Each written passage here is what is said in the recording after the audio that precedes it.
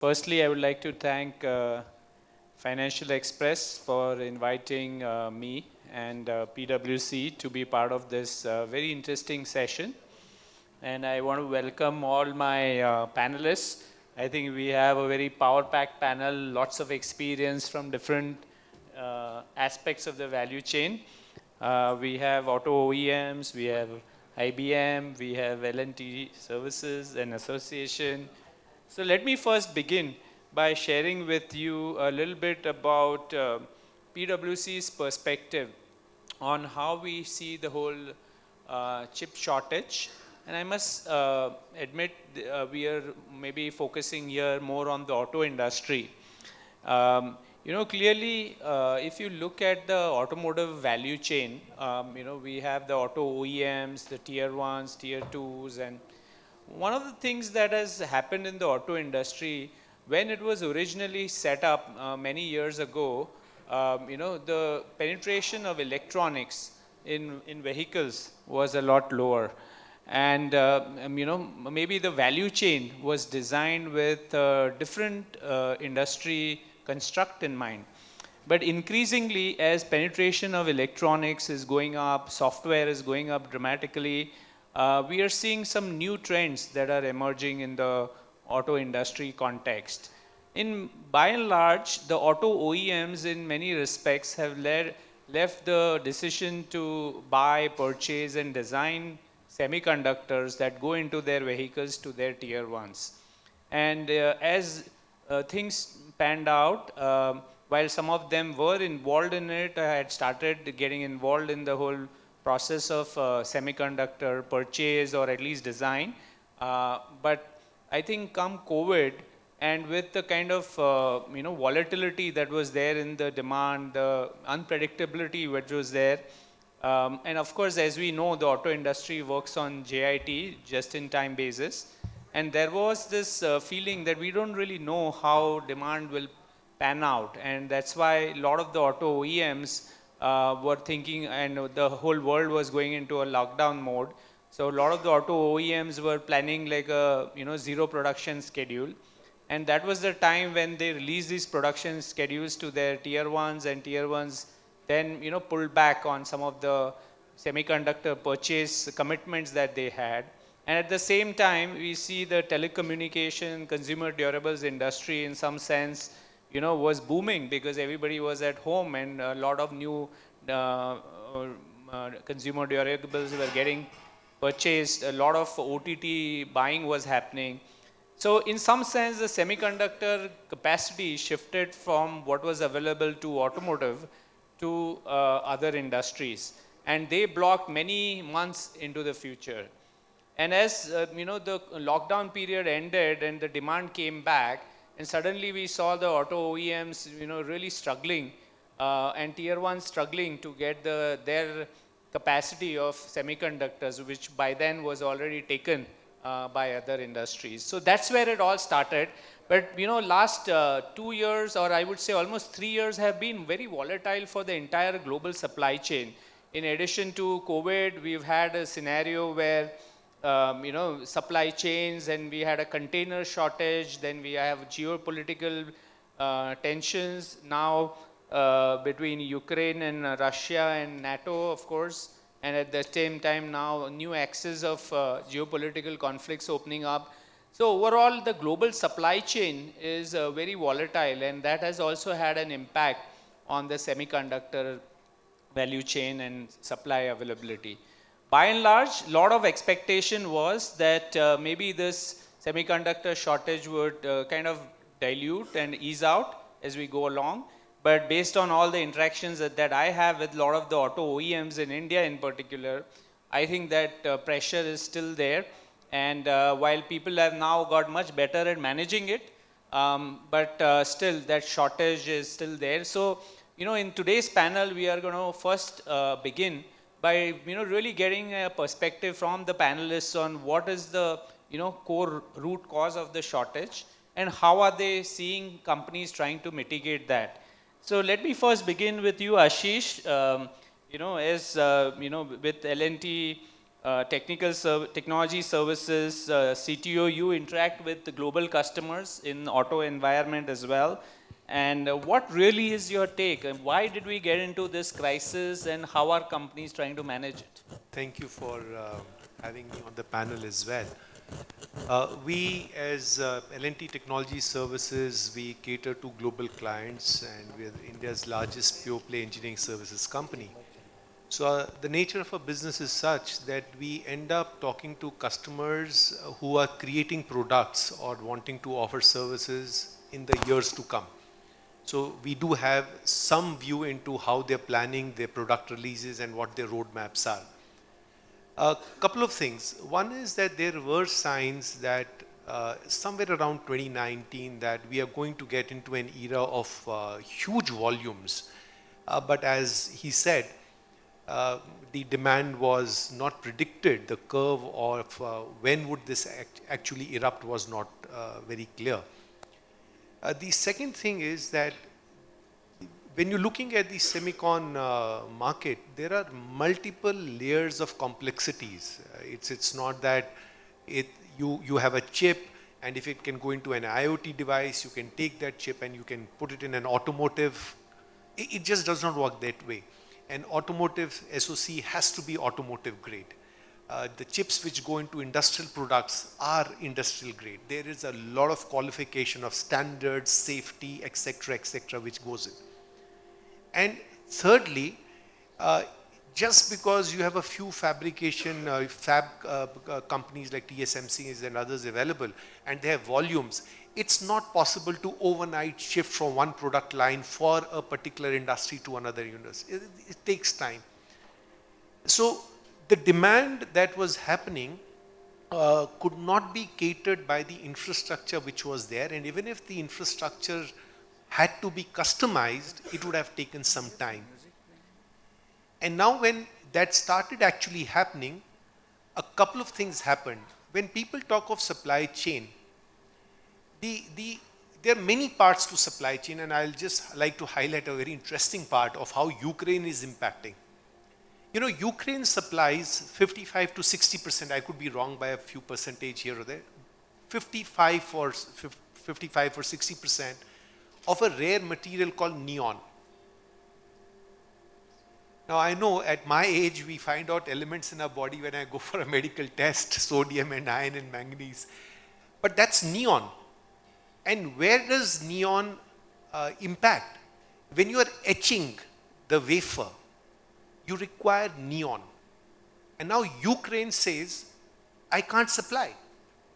So these are the type of situations that have occurred, and added to it the political turmoil. So all of these small, extremely fine elements of technology which we were never ever aware of have started impacting.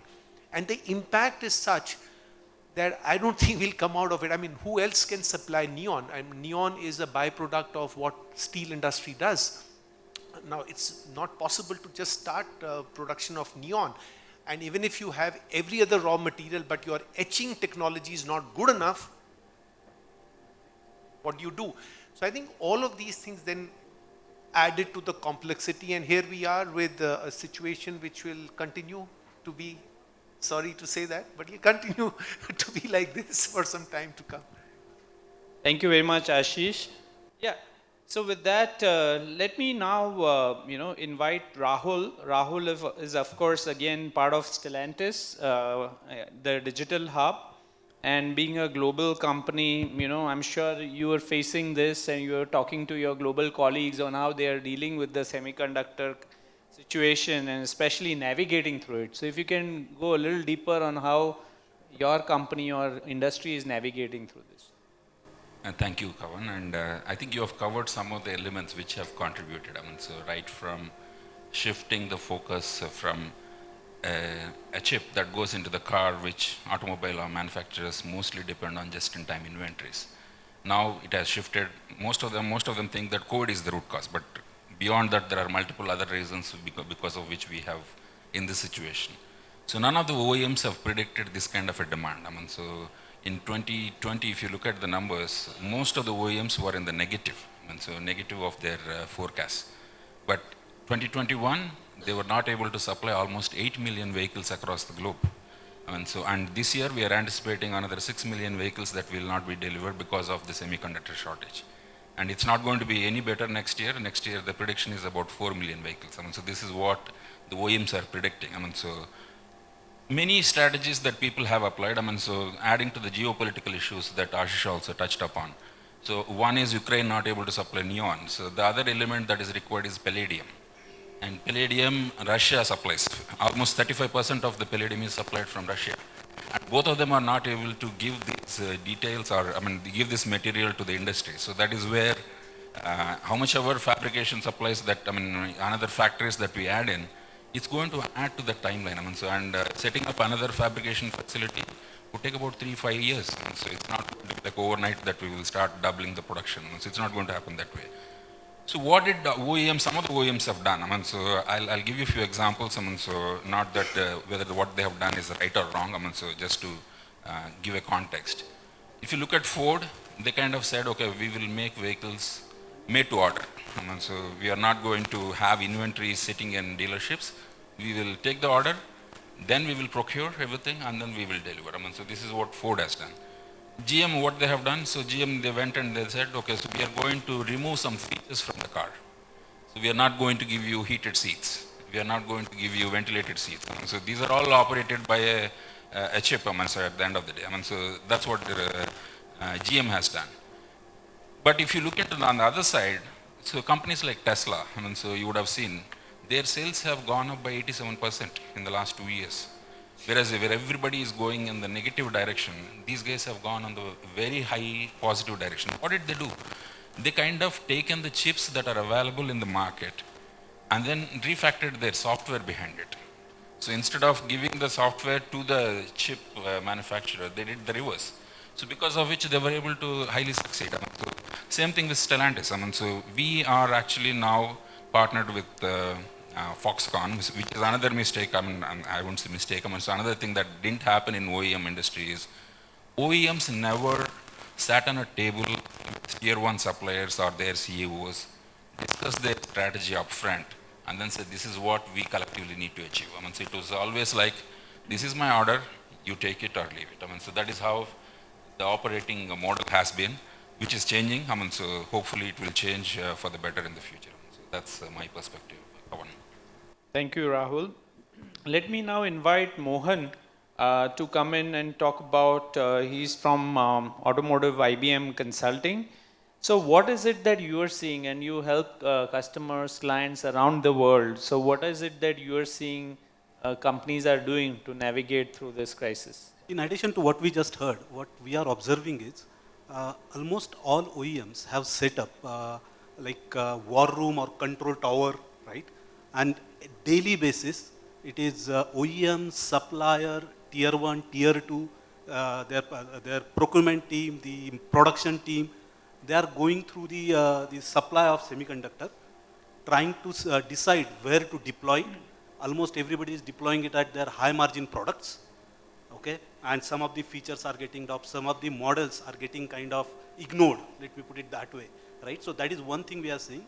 Second thing is, now OEMs have understood how semiconductor is critical for their business, and they are trying to take strategic control on this whole supply chain of semiconductor. Till now, like you said, Kavan, in your opening statement, it was always left to tier one or tier two suppliers to deal with semiconductor manufacturers. Now, the big OEMs are having direct contracts with the semiconductor companies. They are even making joint investments.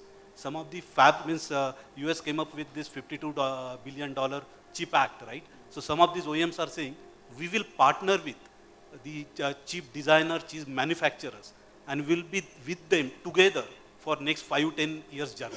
And I think this should help in long term, not immediately. Next 2-3 years, I don't think this will solve the problem.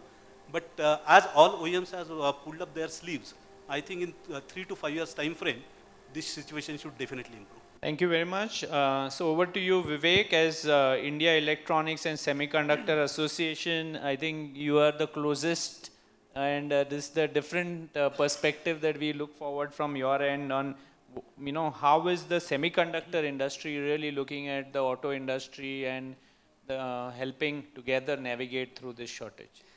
Sure, Kevin. So first of all, just going back 3 years, what happened? So semiconductor industry is raw material supplier to automotive and other electronic equipment industry, as you know. And typically they raise their capacities, anywhere from 2-3% to maybe at best 8-9% every year, just to catch up with the linear demand of the world. But because of the COVID, which struck in the beginning of 2020, most companies decided to actually tone down their capacity expansion. Because we were all getting into unknown era, right? There were not surety with lockdowns and everything, factory being shut in various part of the world. Nobody was sure what will happen to the demand. Expectations were fairly negative at that point in time. But as soon as the lockdowns happened around the world, the demand for smartphones, tablet, laptops, all these things actually shot up because people wanted to work from home, school from home, and also entertain everything from home, right? And that also put a lot of pressure on the centralized data center to install more storage, more servers. And this entire thing of increase of demand within 6 months of COVID put a lot of further demand pressure on the semiconductor industry. So while semiconductor industry thought of slowing of demand, but in 6 months actually demand shot up. So it put overall a lot of constraint on supply chain. This coupled with other disruptions, as many of my fellow speakers talked about, shortage of containers, shortage of flights, and so many other things. So it all started from there. But within, I would say, 9 months to 1 year, semiconductor industry, and also there are some companies known as foundry service companies like TSMC of Taiwan that actually manufacture chips for other semiconductor brands. So within 1 year of that, all of them started to get that act together and started to work on the capacity expansion. Now, all semiconductor chips are not alike. First, they are different by their application, as my fellow speakers on left side said. Specific to automotive, they require AEC Q100 certification, industrial grade, tested for different temperatures. There are a variety of semiconductor chips from testing perspective. Other thing is they are manufactured in different geometries. So different wafer sizes and different die sizes based on the application requirement. So the wafer fab or the factories that make the chips are also accordingly different, and their equipment requirements are different. So when you start to work on capacity expansion, it's not linear across all application and industry, right? So obviously, if you go to somebody like TSMC or any foundry, he will first start putting his money in expanding capacity for those chips which are highest value or highest profitability or highest demand for him, right? So in last 1 year to 18 months, we have seen, I now want to give a positive news to all of you. We have seen chips made at very high, low geometry, small geometries, like below 18 or below 15 nanometer to be precise. The capacity expansion is significant in last 1 year to 18 months. And we are seeing easing out of supply of high-end processors for laptop, for servers, GPUs, and even 5G mobile chipset, and all these things which are high volume and also high value, they're already easing out. I won't say they're available just like that, but they're already starting to ease out. Now, where is the problem right now? We're talking more specific to automotive industry here. Automotive chips are always running 1 or 2 generations behind because they want to be more sure of reliability, quality, all the aspects. So automotive chips are typically being done in 28 nanometer or 45 nanometer or those kind of nodes. And that node is also used by consumer electronics industry. So those are very high in volume, very high in demand, and the capacity expansion in those nodes have not yet fully happened. So that will take, I would say, another 6 months to 1 year to start easing out. And again, demand versus supply keeps, getting changed all the time. But I think at the moment with capacity expansion, situation is easing out a little bit. Automotive will take another 6 months, but I think we are moving in the right direction. So I'll start with that. I think I just wanted to pick up from where you left. One is the volume. Just about a week back, in India, there have been a plethora of car releases. So I, as a part of my job, I mean, I go around seeing some new products, different segments. So I went to three or four showrooms in Bangalore, and I looked at Hyundai, Kia, Hyundai's facelifted Venue, Kia, Carens, a couple of models, about 10 of them. Each model, even at 5 lakhs or 6 lakh, had a digital cockpit. At 9, 10 lakhs, they had a wireless charger. And each one of them had some feature of L1 or L2. Now, when you go and select this, there is chips behind it.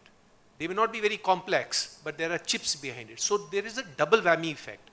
A, not only have the volumes increased, B, with the volumes increasing, the features that require a lot of semiconductor embedded technologies have also gone up in terms of the requirement per unit. So that has sort of compounded, right, Vivek? I think that's Absolutely. equally compounded the requirement of the car industry. No, thanks for bringing up. And I just wanted to add one more point. Mohan talked about in the past, auto OEM typically working with tier 1 supplier of their subsystem or electronics, not going to the tier 2 supplier like semiconductor. But in last 2 years, this has changed, as you said, Mohan. One public news that I was surprised to see sometime last year was Ferrari hired a new CEO last year, and that person came from semiconductor industry. He was a senior vice president at ST Microelectronics in Europe. So this is the first time I saw a car OEM straight away hiring someone from semiconductor industry. That shows the importance that it's gaining. Absolutely. And I think, Ashish mentioned, that's a great point that volume per car of electronics is going up. And at the same time, we are competing with the consumer durable, the IT industry, for the same geometry of semiconductors. So, yeah, I mean, Vivek's view is 6 months. At least PwC has done some global analysis, and we feel it's going to be another year of shortage. But while it's shortage, but in some sense, as was mentioned by Rahul, auto industry is very, very tenacious in some sense, right? And we are very good at converting a crisis into a positive opportunity. And all my friends, I went to a party recently and they were asking me, how come all the auto stocks and profitability has gone up? And Rahul briefly touched on that point. The wait period on most models have gone up. And you see that what is a shortage in some sense can be turned into better profitability situation as well. And I think the price of vehicles have gone up as well. And that's adding to the profitability of the companies. But coming to the whole view about going forward, I think once bitten, twice shy. How do we see the auto industry really dealing with the whole semiconductor element? And, like you rightly mentioned, Vivek, this is going to be really center stage in the strategy of the CEO. I mean, it was never on the CEO's agenda. It was probably the buyer of electronics who was supposed to worry about semiconductors or, availability or no supplier disruption. But now it's a CEO agenda. So I want to first begin with you, Vivek. What do you think the auto OEMs are going to do to, have strategic alliances and, line up, their supply chains, especially with focus on electronics as more software and more electronics comes into the vehicle? Very true what you're saying, Kevin. So it's becoming a high priority on the auto OEM's agenda. But it's starting with us as consumers. So we are so used to laptops, tablets, and smartphone in last few years that wherever we go as a consumer, we want the same experience, same seamless experience, right? So it started with Bluetooth connectivity of cell phone to the car so that you can talk hands-free, you can listen to music. Then it came to navigation, came to telematics, and now you talked about camera, side camera, digital cockpit. So maybe 5 years or 10 years back, when we went to buy a car, we looked at, torque and RPM and those kind of features. And today we are looking at all the digital connectivity and cameras and all those consumer electronics type of feature before deciding to buy a car. I don't think we are going so much into the CC of the engine and torque.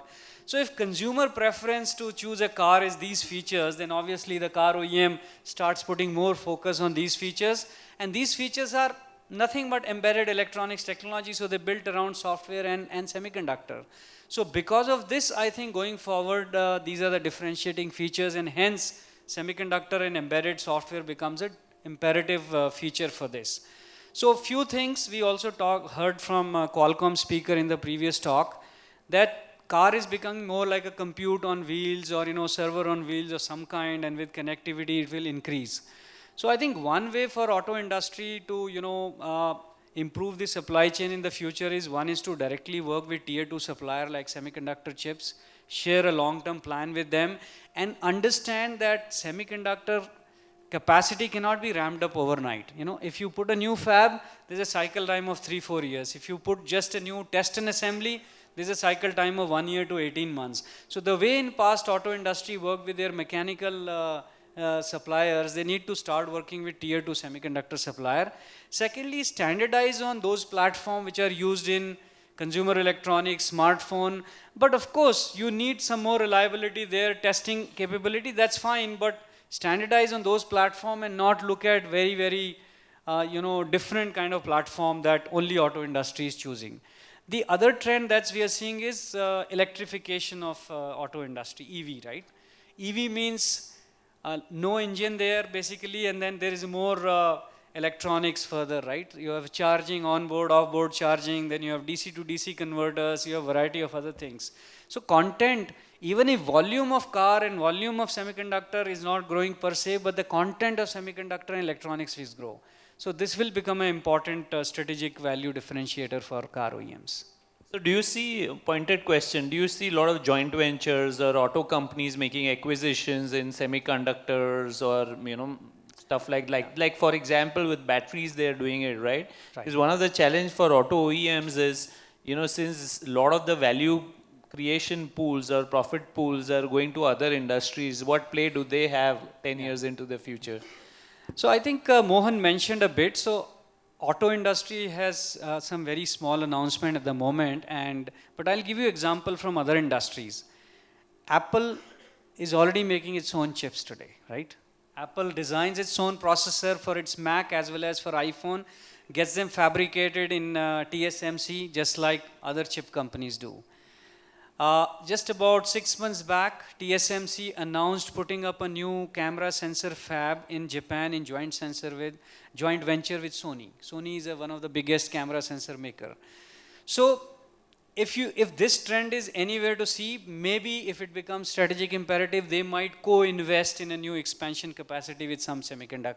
It's a possibility, but we are yet to see these things happening in the real life. Yeah. Sure. So on that note, let me segue to Rahul, who may be able to share deeper insights with us on how auto OEMs are standing up to this challenge and preparing for the future.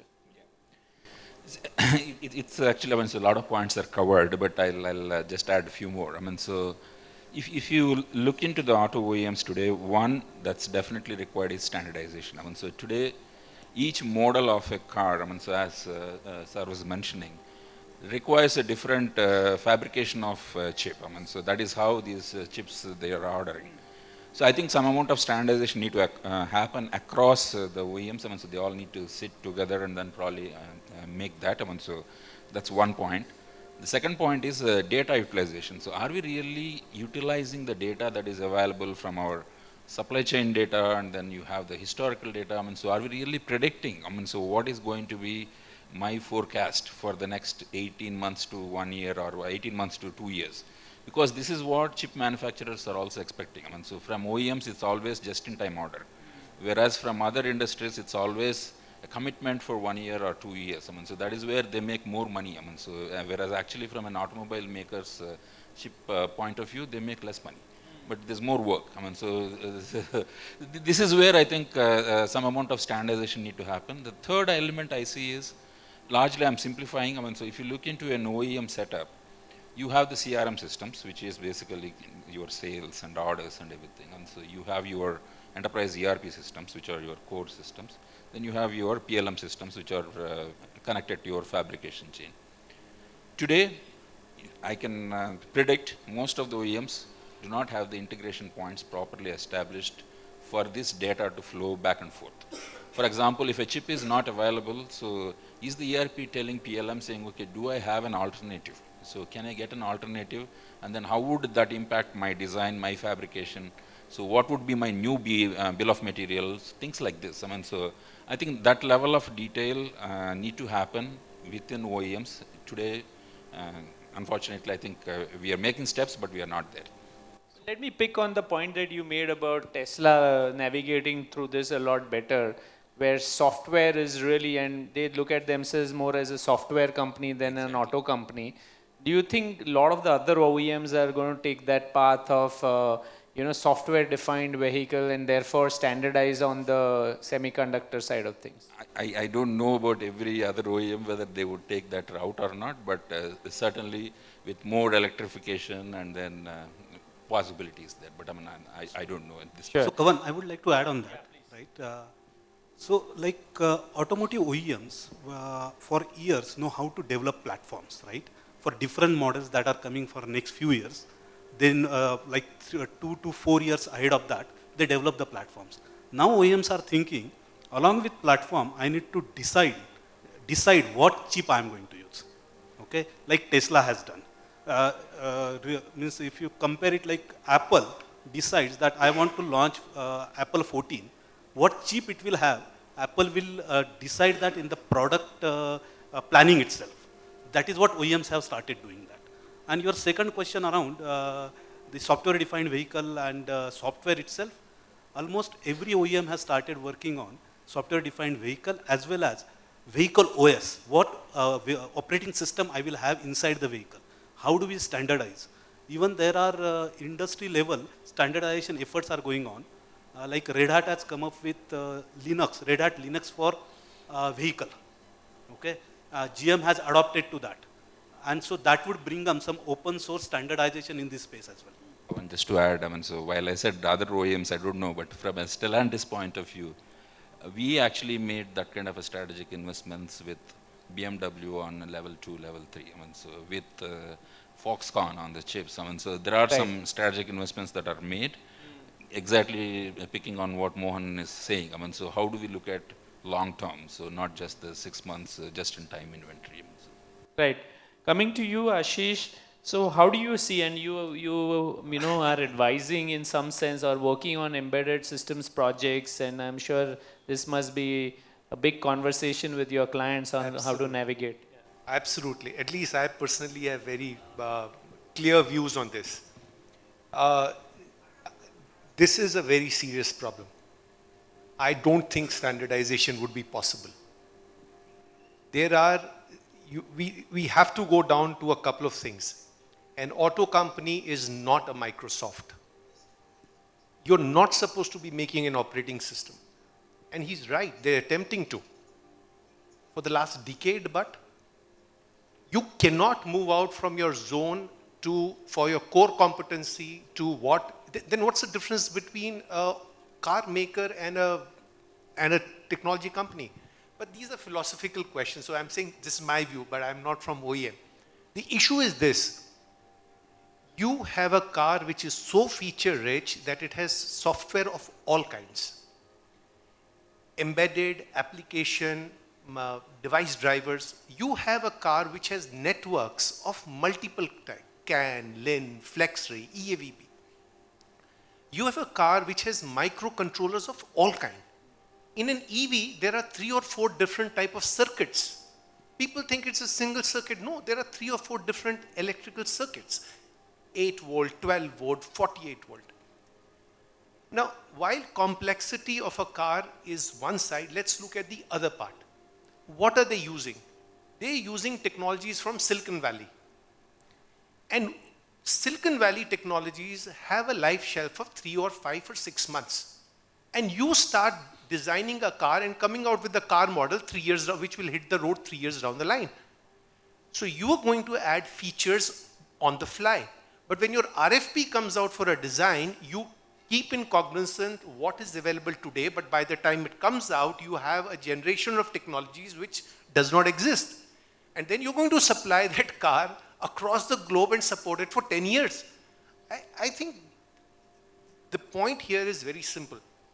You cannot and you should not I can say that, right? I mean, I'm not an OEM, so pardon me for that. But you cannot move out of your comfort zone, which is your domain, which is automotive. Now, the point Rahul made earlier, if you're going to have 100 ECUs, and if you're going to sell 18 or about 100 million automotive cars in a year, you need to dictate to the companies what is the type of design requirements that you have. That conversation has never happened. And that's the conversation. I give you volumes, you listen to me. And that's exactly what telecom companies and handset companies have done in the past. And that's exactly what will happen when the CEO talks to the CEO. And on software, almost each one of them have 1,500, 2,000 computer science graduates somewhere or the other for the last 10 years. So they are already software companies. But what's important is that the software here, unlike a smartphone, is life critical. A software in a smartphone will not cause any problems to you, right? I mean, it fails, you'll throw it off. Given the traffic in Bangalore, you won't even go for repair, you'll throw it off. Or you do whatever. But the software functionality in a car has two components: user experience, which is fast response, real time, and second is safety. Otherwise, you're liable. And you cannot do it till you do not have your software very tightly integrated with the underlying hardware. Now, that's a connect. So I think it's very simple. It's not as complicated as it seems to be. I will give you 100 million or whatever is the units. I promise you that this is what is going to happen 3 years, 4 years, 5 years, 6 years down the line. Come to the table. I guarantee you I'll get into a joint venture. I'm sure they're doing it. They don't need an average guy from Bangalore telling them. They must be doing it. But that's the only way. You influence the design of what is going to come 3 years down the line, give them volumes, and that's the way to go. Otherwise, it's chasing all over the place, not being able to solve the problem. So Ashish, just additional point on that. So many it was OEMs not are harsh, was it? No, I but think it's Ashish, very clear views. Yeah, absolutely. I do share it with the customers sometimes, but I must tell you, they are moving towards that direction. They are moving towards that direction. So standardization of the architectures, yes, with different chipsets fitting to that architectures, right? So the standardization from that perspective, yes. Sorry. No, I just wanted to add. So I think OEMs are taking both the path. They are trying to build that, I should say, talent inside, but also doing a lot of partnership. Every OEM has partnered either with, let's say, Apple or Google or Microsoft and Sony for that matter. And they are trying to explore which is the better path. I don't know. Which is fine. The only point I have is you can design a chip and get it manufactured by anybody else. If you do the economics of the money spent in the manufacture of a chip, it's huge. And remember, the car is going to be on the road for 7 to 10 years. And every year they come out with different model. I mean, how many chips are they going to design and manufacture? No, and the other part is operating system. Everybody feels Microsoft to free mein aata hai. No, they're investing billions of dollars. I mean, are you going to do that? Then might as well do that. The point is that if the product cycle was 3 months and you discard the product, perfectly fine. But if you're going to have variants over 10 years and you're going to have some, sir, what do you think? No, on this I agree with you. Let semiconductor industry do their job and let auto industry do their job. There can be collaboration. Previous speaker talked about collaboration. I think that's the way to go. You sit directly with your tier 2 supplier, have a clear plans rolled out for next 5 years, 7 years of that model. You roll out the clear requirement of your specification and commitment on the volume contracts. And in every aspect of supply chain, just in time is not functioning, especially when there is COVID type of disruption happening in the world. So I think as long as these OEM and tier 2 supplier like semiconductor work cohesively, the advantage is semiconductor companies are expert in designing those chips and manufacturing and testing those chips. Plus, the same chips go to multiple car OEMs. So that way they can leverage the economies of scales of volume, and they know how to maintain this for 7 years, 10 years, how to do it end of life. Also, sometimes they have to move from one manufacturing site to another. Even then you have to do requalification of the chip so that even if there's a slight variation in the tolerances of the chip specs, it still meets the auto OEM's requirement. So I think I agree with you, Khushuji, over there. Yeah, only challenge, Vivek, is technology companies are becoming automotive companies. So automotive companies will try to become semiconductor companies in No, some sense. actually not. You look at, and again, he's the expert. So architecture standardization a must. You look at the semicon companies and these technology companies, they do everything possible to sell their core layers. So without naming any of these semicon companies, they have enough investment in applications or solutions, not to sell solutions, but to tell people how if it runs on my chipset, it's going to be fantastic. So all of that to sell. So I think standardization of architectures and then collaboration is the way to go, right? Yeah, but what I mean is we've heard Google, Huawei, Apple, all these guys are going to make EV cars pretty soon. I mean, we know for a fact that they are already in advanced stage because, with more electronics and EV, it's more technology and electronics than mechanical stuff. But let's pause here, and at least I would like to give some time to our audience. I know we're having a very enriching discussion, but let's engage our audience in this. And can we have some questions from the audience as well? Please raise your hand if you are interested in asking a question, and we'll get the microphone to you. Is that possible? Yeah? Yes, sir. We'll pass the mic. Yeah. So, and please just quickly identify your company before you ask the question. So and who are you addressing the question to? This question is directed to anybody on the panel. Bharat Electronics already has a very big IC division. Why can't their spare capacity or anything be harnessed, and also their technology, whatever they have? Sir, I will take this question, although I am not the right person to answer on behalf of Bharat Electronics. But I will address in this way that though BEL for a long time had a wafer fab and they manufactured semiconductors in the past, but it's not only Bharat Electronics, by the way. There is a semiconductor complex, one company of central government set up in Mohali near Chandigarh is also making semiconductors. But somehow these facilities have not upgraded over the time to cater to automotive or other consumer electronics industry. These were set up for strategic purpose, like SCL Mohali Fab is making things for space, Department of Space today. And it's doing its job well over there.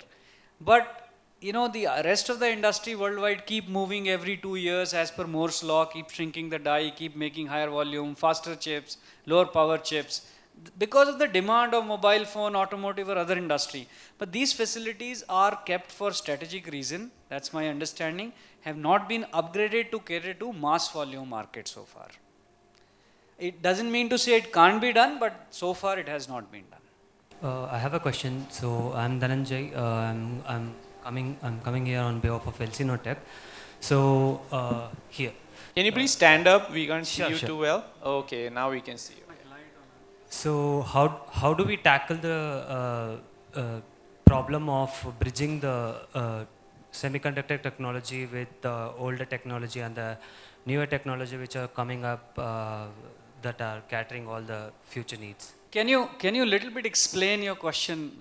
It's not very clear to me what you really want to know. So my question is basically, like you mentioned, there are new chips that are being designed and manufactured. But then when the new technology or when new chips come in, there is a gap between the older technology and the newer technology in basis of communication and other aspects. So how do we tackle this in order to maintain the bridge between the technologies shift? Okay. I understood your question. Thank you for asking. See, essentially, company that is in electronic system design has to manage that transition. The semiconductor industry, like any other industry, will keep moving the technology based on economies of scale and demand of the market. So if a mobile phone is moving from 4G to 5G, or the memory requirement in phone is moving to 128 GB or 512 GB, the industry will keep moving and upgrading itself based on the market demand. That's not going to stop. Two things happen here. Specific to automotive industry, most semiconductor company making auto grade devices typically guarantee availability of these chips for 10-year period, because that's typically a life cycle from the OEM. 3 years to design, 5 to 7 years to manufacture, and then for service and support. So 10-year life cycle is committed in case of automotive and industrial products. But for consumer electronics, laptop, those kind of gadgets and other products, typically chips keep getting upgraded within 3 years time.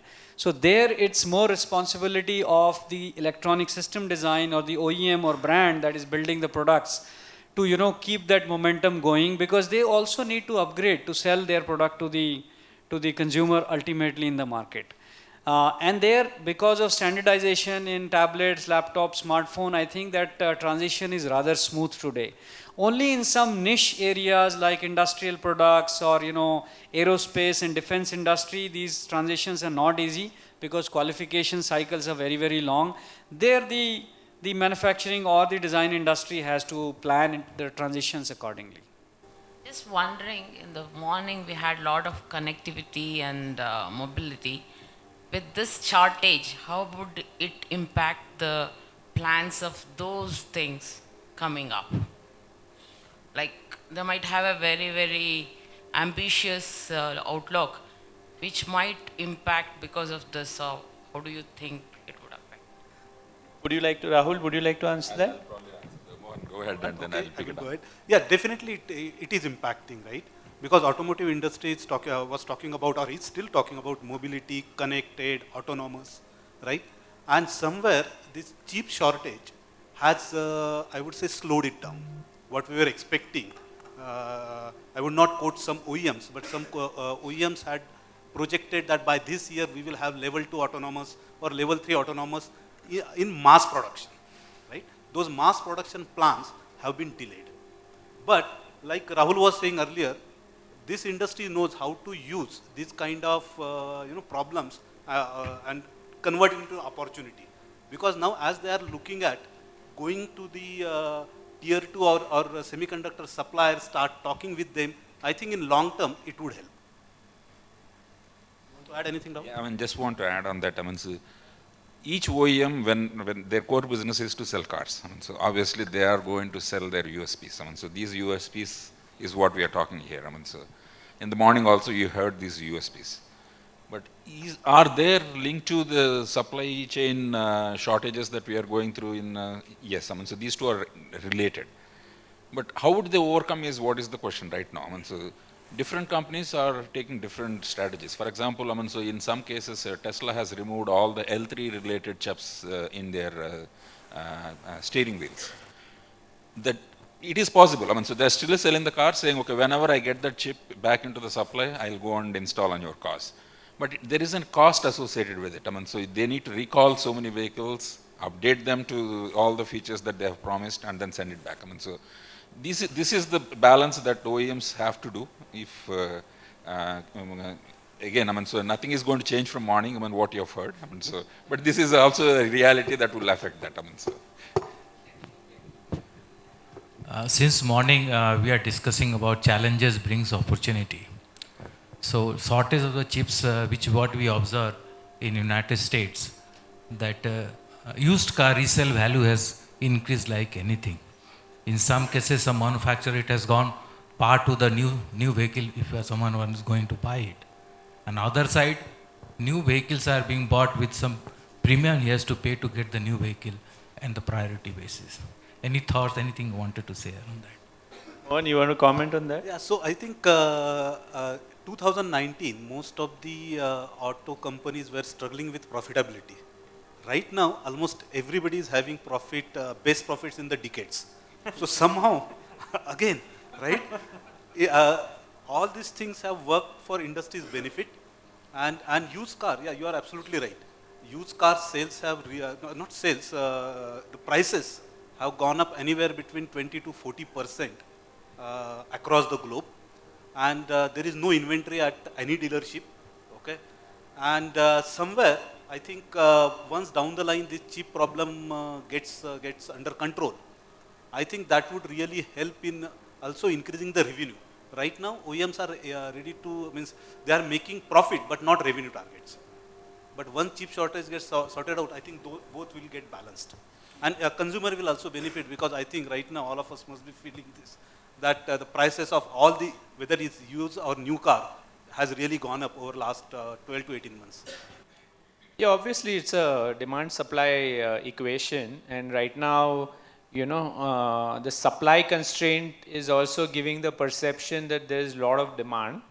And it is true in the sense that because of COVID, a lot of people are also doing revenge buying and want to buy a new vehicle because I have money, because I didn't go overseas or whatever. So I think that is also helping the industry. But I think if you take a long-term view, things will settle down. And again, it will be a highly competitive industry. Until then, I think while the supply chain heads are having a nightmare, the CEOs are having a good time, because they are now talking about how their vision is getting implemented, and that's why they are very profitable. But we all know what are the real reasons. But on that note, maybe we are almost running out of time, but maybe we have time for one last question to the gentleman here in the front. My question is, we are still importing chips, and when do we see the light of the day as far as India is concerned, when we become self-sufficient in terms of chip manufacturing? Oh yeah, I forgot to ask that question to Vivek. We got so engaged in the debate. Over to you, Vivek. So it's a complex situation. See, semiconductor manufacturing is a highly capital intensive, right? Today's state of the art fab cost $5 billion, etc. So it's not practical for every country to be Atmanirbhar in manufacturing semiconductor. It doesn't make sense. At the same time, I want to tell you that Government of India is very serious about having some semiconductor manufacturing in India. Design wise, 20% of the chip design of the world happens out of India. All global companies have their design centers. So Government of India 6 months back announced a scheme where they laid out some 78,000 crore, which is 10 billion US dollar, incentives for global companies to, or Indian business houses, if they come to set up either a fab, wafer fab, or assembly and test for semiconductors. And what they're saying is it may take another 6 to 9 months for them to talk to all the global players, receive application and decide, etc. So I would say semiconductor manufacturing is a push by the government. There's sufficient incentives by central government. Even states are pushing for additional incentives, but it will still take some time. In my opinion, I think it will take another 2-3 years, maybe 4 years. But we are moving as a country into that direction, looks like. Thank you very much, Vivek. I think we had a very, very engaging discussion. Thank you, panelists. And in summary, the shortage will continue, but sometimes shortage is good for the industry. But I think auto OEMs, given that they are planning ahead and more electronics per car for sure. So I expect that there will be a lot of new alliances, joint ventures, and a lot of boundaries of auto and semiconductor and technology industries are going to get hazy, and there will be cross investments is the way I look at things. So on that very note, thank you very much to the panelists, and thank you very much to the audience. You've been a wonderful audience. Thank you.